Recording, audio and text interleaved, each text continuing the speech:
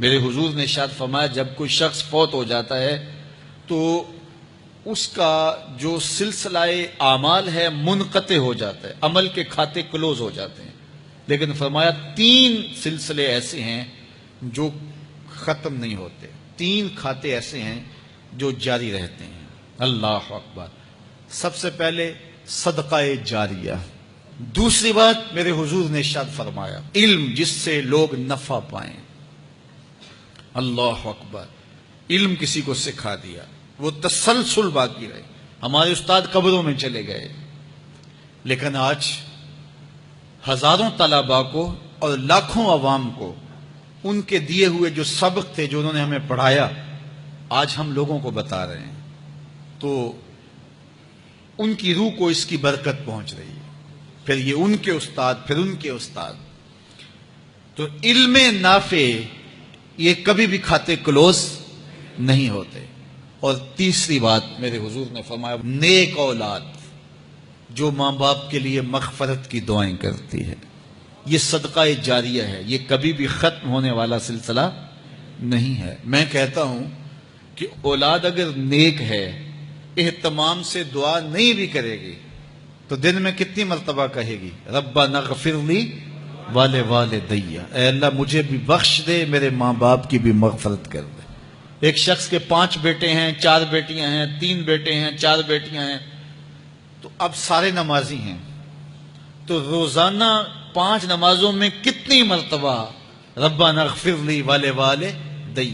تو اولاد والدین کے لیے اسپیشل دعا کرتی ہے جو ہے وہ نماز کے اندر، اور اگر اولاد صالح نہیں ہے تو نماز کے اندر دعا کرنا تو دور کی بات ہے، چونکہ وہ نماز نہیں پڑھتی، صالح نہیں ہے تو دعا کیا کرنی ہے۔ ایسی اولادوں کو بھی میں جانتا ہوں جنہوں نے اپنی سکی ماں کا جنازہ نہیں پڑھا، سکے باپ کا جنازہ نہیں پڑھا۔ ویسے ایک ایسے بد نصیب کو میں جانتا ہوں جس نے واقعتاً نہیں پڑھا، آیا ہی نہیں، قبرستان میں بھی نہیں آیا، لیکن بہت سارے ایسے لوگوں کو میں جانتا ہوں جو قبرستان میں آئے ہیں لیکن اپنے باپ کا، اپنی ماں کا جنازہ نہیں پڑھا، جنازگاہ میں کھڑے رہے، جنازہ نہیں پڑھا۔ آپ سوچتے ہوں گے کوئی ایسا بد نصیب بھی ہو سکتا ہے؟ میں کہتا ہوں ایسے بد نصیب لوگوں کو آپ بھی جانتے ہیں۔ یہ کون بد نصیب ہیں؟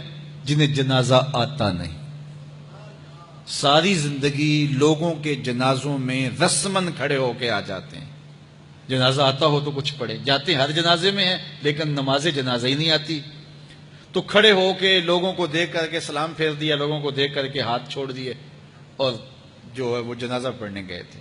اور جب اپنے ماں باپ فوت ہو جاتے ہیں تو کیا سارے کام چھوڑ کے جنازہ سیکھتے ہیں کہ ساری زندگی لوگوں سے فراڈ کیا، دھوکہ کیا، آج اپنی سکی ماں کو دھوکہ تو نہ دوں، آج اپنے سکے باپ سے تو فراڈ نہ کروں۔ ساری زندگی جو لوگوں سے فراڈ کرتا رہا، پھر ایک دن اپنی سکی ماں سے بھی فراڈ کیا، اپنے سکے باپ سے بھی فراڈ کیا۔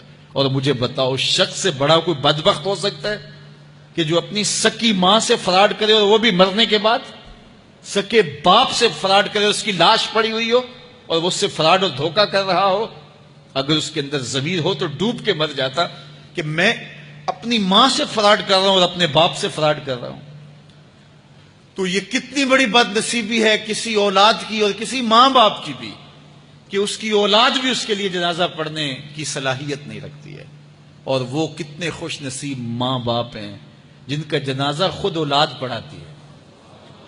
اتنی صلاحیت اور اس قدر اللہ نے ان کو خیر کی توفیق دی ہے کہ وہ خود اس قابل ہے اور اس منصب پہ ہے کہ وہ اپنے ماں باپ کا خود جنازہ پڑھائے۔ کوئی جنازہ پڑھائے بڑی برکت ہے، لیکن جس خلوص سے بیٹا دعا کر سکتا ہے کوئی اور تو نہیں کر سکتا ہے۔ تو اپنی اولادوں کو نماز جنازہ سکھاؤ، اپنی اولادوں کو دین سکھاؤ، یہ عادی بن جائیں نماز کے، تاکہ بعد از انتقال دعاؤں کے سلسلے جاری رہیں۔ جو شخص روزانہ اپنے والدین کے لیے مغفرت کی دعا مانگے، والدین زندہ ہوں تب بھی، فوت ہو گئے ہوں تب بھی، علماء فرماتے ہیں ساری زندگی اس کے رزق میں بے برکتی نہیں آ سکتی۔ تو اپنے ماں باپ کو خوش رکھیے گا اگر زندہ ہیں تو، اور اگر فوت ہو گئے ہیں تو ان کے لیے دعاؤں کا سلسلہ کبھی بھی موقوف نہ ہونے دیجیے گا۔ 5 گانا نمازوں میں تو دعا چلتی ہی رہتی ہے، اس کے علاوہ بھی دعا مانگے۔ اللہ آپ کو، مجھے، سب کو اپنی رحمتوں کے سائے میں رکھے، ہم سب کے ماں باپ کی مغفرت فرمائے۔